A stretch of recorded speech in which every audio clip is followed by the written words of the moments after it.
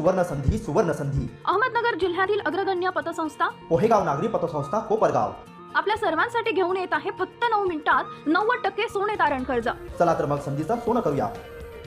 या सुवर्ण संधीचा लाभ घेण्यासाठी आत्ताच संपर्क करा पोहेगाव नागरी पतसंस्था कोपरगाव।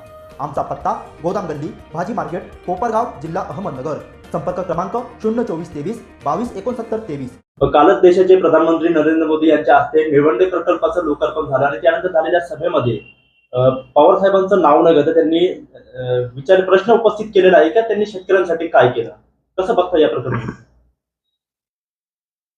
मुळामध्ये नरेंद्र मोदी स्वतः गुजरातचे मुख्यमंत्री असताना आदरणीय शरद पवार साहेबांनी गुजरात राज्यातल्या शेतकऱ्यांना भरपूर मदत केली। प्रश्न राहिला पवार साहेबांनी शेतकऱ्यांकरता काय केलं। ज्या काळामध्ये शरद पवार साहेब देशाचे कृषी मंत्री झाले त्या काळात शेतीमालाच्या ज्या किमती होत्या त्याचा जर कृषी मंत्रालयाचा आकडा आपण त्या ठिकाणी जर बघितला तर पवार साहेबां कृषी मंत्री होताना आणि पवार साहेबांचा कृषी मंत्री म्हणून कार्यकाळ संपताना जो कृषी मंत्रालयाचा त्या ठिकाणी भारत सरकारचा अधिकृत डाटा आहे तो मी तुम्हाला सांगतो। तांदूळाच्या किमतीमध्ये 550 रुपयाहून 1310 रुपये इतकी वाढ झाली। गहू 630 रुपयाहून 1400 रुपये या MSP आधारभूत किमती मी तुम्हाला सांगतोय। सोयाबीन 840हून 2500 रुपयावर त्या ठिकाणी गेली। कापूस 1725हून 3700 रुपयावर गेलाय। इतर पिकांची तीच दुपटीने त्या ठिकाणी पवार साहेबांच्या काळामध्ये वाढ झाली। शेतकऱ्यांना शेतीमालाला चांगला पैसा त्या ठिकाणी मिळाला। या गोष्टी 10 वर्षाच्या काळात घडल्या आणि आज पवार साहेब कृषी मंत्री नाहीत याला 10 वर्ष झालेली आहे। जी सोयाबीन 840हून 2500 वर गेली 10 वर्षात पवार साहेबांच्या UPAच्या कार्यकाळामध्ये, मग या 10 वर्षात ती 2500 वरून किती जायला पाहिजे? शेतकऱ्याला व्यवहार ज्ञान। मग 850ची सोयाबीन जर 10 वर्षात 2500 वर जाते आणि 10 वर्षात 2500ची सोयाबीन आजही 4400 4300 4200 4500 भाव मिळतो, तर भाव कोणाच्या काळामध्ये मिळाला? शेतकऱ्याची आर्थिक प्रगती कोणाच्या काळात झाली हे त्या ठिकाणी महाराष्ट्रातल्या शेतकऱ्याला पूर्णपणे माहिती। प्रधानमंत्र्यांनी काल एक उल्लेख केला की MSP करता शरद पवार साहेबांनी त्यांच्या कार्यकाळामध्ये फक्त 3.5 लाख कोटींची तरतूद त्या ठिकाणी केली। मुळामध्ये ती 3.5 लाख कोटी नाहीये, ते 3.74 लाख कोटी रुपये पंतप्रधानांसारख्या माणसांनी एक्झॅक्ट फिगरवर त्या ठिकाणी बोललं पाहिजे। आणि सामान्य माणसाला अर्थकारण कळतं, व्याजाचे दर कळतात, महागाई कळती, इन्फ्लेशन रेट कळतो। 15 वर्षापूर्वीचे 3,74,000 कोटी रुपये याचं जर हे सगळे पॅरामीटर लावून जर आजची किंमत काढली तर निश्चित ती 12, 13, 14 लाख कोटी पर्यंत। मग असं असताना पंतप्रधानांनी हे बोलणं कितपत योग्य आहे त्यांच्या पदाच्या मानाने? आपण एका मोठ्या घटनात्मक पदावर काम करताना सातत्याने लोकांशी खोटं बोलायचं आणि लोकांची दिशाभूल करायची, सर्वसामान्य जनतेची, कष्टकऱ्यांची, हे त्यांनी त्या ठिकाणी करायला नको होतं। पवार साहेबांनी देशातल्या शेतकऱ्याची 71,000 कोटीची कर्जमाफी त्या ठिकाणी केली आणि देशातल्या शेतकऱ्यांचा 7/12 कोरा केला। माझ्याकडे एक परवाच वाचनात त्या ठिकाणी आलं, जुलै 2021 मध्ये ज्यावेळेस शेतकऱ्यांच्या कर्जावर संसदेमध्ये चर्चा झाली, भारताचे अर्थ राज्यमंत्री जे कराड साहेब आहेत ते काल योगायोगाने त्या कार्यक्रमाला मोदी साहेबांबरोबर स्टेजवर होते। त्यांनी संसदेत सांगितलं की 2021ला की भारताच्या शेतकऱ्यांचा आजचा थकीत कर्जाचा आकडा 16,80,000 कोटी रुपये 2021ला। आता तर त्याच्यात वाढच झालेली असेल। आणि त्यावेळेस त्यांनी जे राज्यांचे आकडे दिले त्यात निव्वळ महाराष्ट्रातल्या शेतकऱ्यांवर 1,53,000 कोटींचं कर्ज त्या ठिकाणी त्यांनी सांगितलं संसदेमध्ये। तर तुम्ही पवार साहेबांना जेव्हा विचारता तुम्ही काय केलं, तुम्ही देशाचे पंतप्रधान आहात, पवार साहेबांनी त्या काळी जी कर्जमाफी होती ती कर्जमाफी केली, तुम्ही कधी देशातल्या शेतकऱ्यांची कर्जमाफी करणार आहात? बरं, सरकारकडे पैसे नाही असंही नाही, भारतातल्या उद्योगपतींचे म्हणजे RBIचे आकडे आहेत, उद्योगपतींचे 15 लाख कोटीपेक्षा जास्त कर्ज राईट ऑफ केले इंडियन गव्हर्नमेंटने. आणि मग तुम्ही उद्योगपतींना जर 15 20 लाख कोटीची त्या ठिकाणी माफी देता, मग देशातल्या शेतकऱ्यांकरता कुणी करायचं? जीएसटीतून तुम्ही पैसे गोळा केले. 9 वर्षामध्ये केंद्र सरकारने भारतातल्या सर्वसामान्य नागरिकांकडनं पेट्रोल, डिझेल, गॅसवर अधिभार लावून 27 लाख कोटी रुपये त्या ठिकाणी गोळा केलेले. मग हे पैसे तुम्ही फक्त उद्योगपतींनाच त्या ठिकाणी याचा फायदा करणार आहे का? हा खरा प्रश्न आहे. त्यामुळे आपण पवार साहेबांवर बोलताना त्या ठिकाणी पंतप्रधानांनी विचार करायला पाहिजे होता.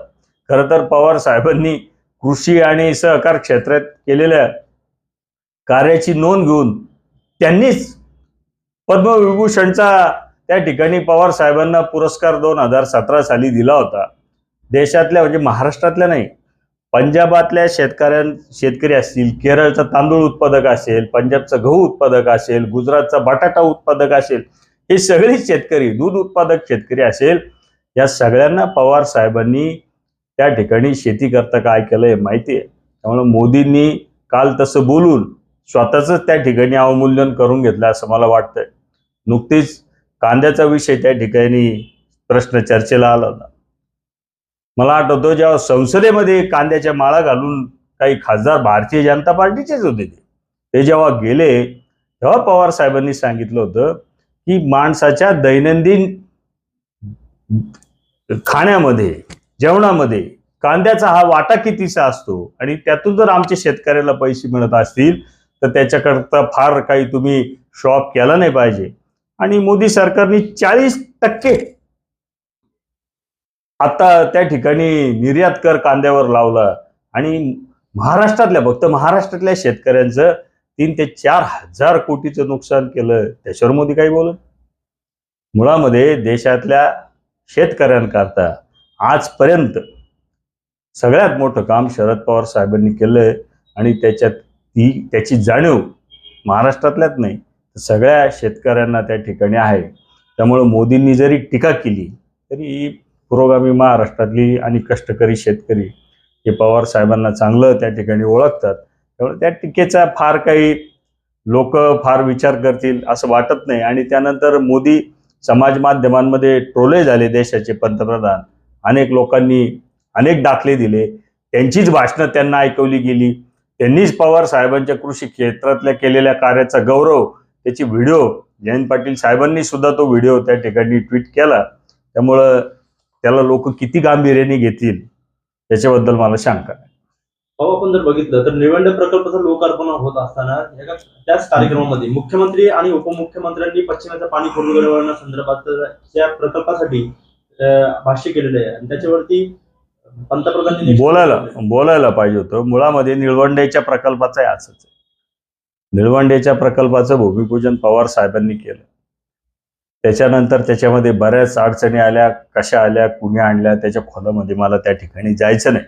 तो जुना काळ होता, तेव्हा मी काही फार सक्रिय राजकारणात नव्हतो, पण काही माहिती मिळते पण त्याच्यावर मी आता बोलणार नाही. जेव्हापासून मला आठवतंय, मुळामध्ये एक विचार केला पाहिजे की देवेंद्र फडणवीस महाराष्ट्राचे 5 वर्ष मुख्यमंत्री असताना निळवंडेकरता किती रुपयांची तरतूद झाली आणि त्यानंतर उद्धव ठाकरे साहेब मुख्यमंत्री असताना, अजितदादा पवार उपमुख्यमंत्री असताना, जयंत पाटील साहेब जलसंपदा मंत्री असताना किती तरतूद त्या ठिकाणी नाही. माझी अशी माहिती आहे की 5 वर्षाच्या देवेंद्र फडणवीसांच्या काळात एक 500-700 कोटी रुपये निळवंडे प्रकल्पाकरता मिळाले नाही असं नाही, पण तेही तुकडे तुकडे करत त्या ठिकाणी मिळाले. एक भरघोस तरतूद, ज्याला जे काम पूर्णत्वात जाण्याकरता जी तरतूद करायची असती ती महाविकास आघाडीच्या उद्धव साहेबांच्या नेतृत्वाखालील सरकारमध्ये झाली. आणि जलसंपदा मंत्री जयंत पाटील साहेब, ज्यांचं नगर जिल्ह्यावर विशेष प्रेम त्या ठिकाणी आहे, त्यांनी 1046 कोटी रुपयाची तरतूद त्या ठिकाणी निळवंडेचं काम गतीने होण्याकरता केलंय. बाळासाहेब थोरातांनी त्याच्याकरता त्या ठिकाणी प्रयत्न केले. आणि मग असं असताना तुम्ही फक्त भूमिपूजन करायला यायचं, तिथे तुम्ही राजकीय बोलायचं. आणि मुळामध्ये महाराष्ट्राचे मुख्यमंत्री आणि दोन्ही उपमुख्यमंत्री यांनी जेव्हा मागणी केली, कुठली निवडणूक आली, कुठली दुष्काळ सदृश्य परिस्थिती निर्माण झाली की पश्चिमेचं पाणी पूर्वेकडे वळवायचं, हे त्या ठिकाणी पालुपद सुरू होतं. आणि काल पंतप्रधानांच्या साक्षीने महाराष्ट्रातल्या प्रमुख मुख्यमंत्री उपमुख्यमंत्र्यांनी मागणी केली, तेव्हा अपेक्षित होतं की किमान पंतप्रधान त्या मुद्द्याला त्यांच्या भाषणामध्ये स्पर्श करतील.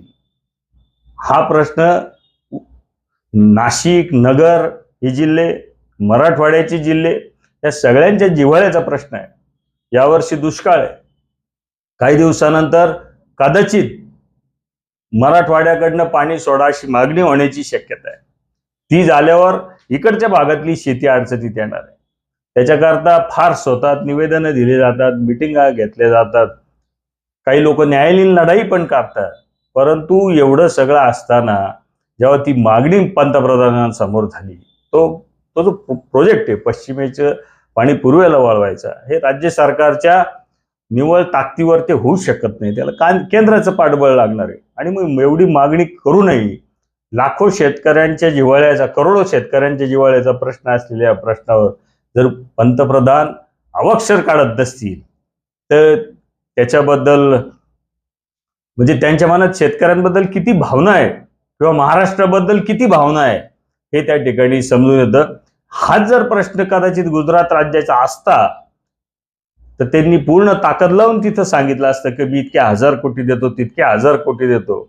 एक तर पंतप्रधानांना महाराष्ट्राबद्दल आकस दिसतो किंवा जे कोणी लोक आता आहेत त्यांचं तितकं तिथं वजन नाही असाच त्याचा अर्थ होतो, किंवा पंतप्रधानांना निव्वळ राजकीय बोलण्यामध्येच त्या ठिकाणी स्वारस्य आहे.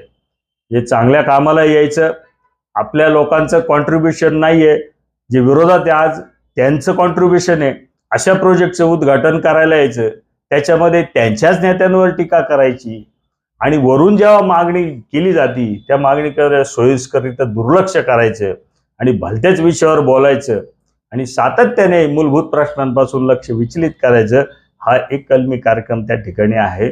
खरंच म्हणजे त्यांनी खरं तर ती घोषणा करायला पाहिजे होती, पण त्यांनी ती केली नाही.